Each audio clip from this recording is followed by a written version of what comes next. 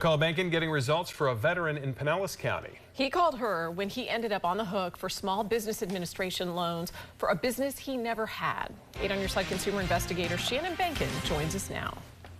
When Joseph Carpenter first called me, he wasn't getting anywhere and he was worried he would be forced to fork over 20 grand that a crook stole using his name. Joseph Carpenter called me in August after the SBA sent him a letter claiming he owed $20,833 and that if he didn't pay up by September, the Treasury Department would start taking up to 15% of his Social Security payments. I was able to help Joseph get the government to agree to keep their hands off of his Social Security while they investigated his claim. But the loan issue was still unresolved. Well, not anymore. After thorough review of the information you have provided, Joseph has now received this letter from the SBA acknowledging this was identity theft and clearing him from the debt. Joseph says it took cause for me for his voice to be heard.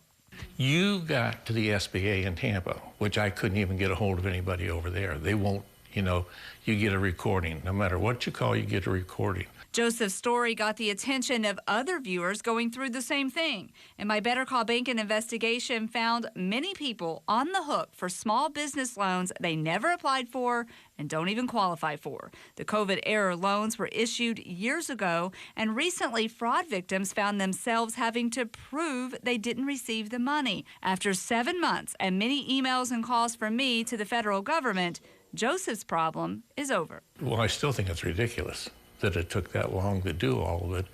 And the thing that was the most ridiculous was my first payment was due back in 21, and they never contacted me till 24.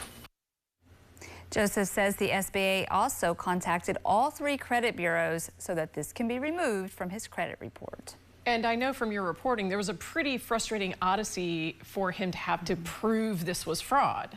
Yes, and everyone who's had to go through this goes through the same thing. All the fraud victims had to send information that they were uncomfortable with, like tax forms dating back to 2019, a police report, 3 years of tax returns, IRS verification, their driver's license, and even a selfie of them holding up their driver's license. And it's not easy, but in Joseph's case, this process worked.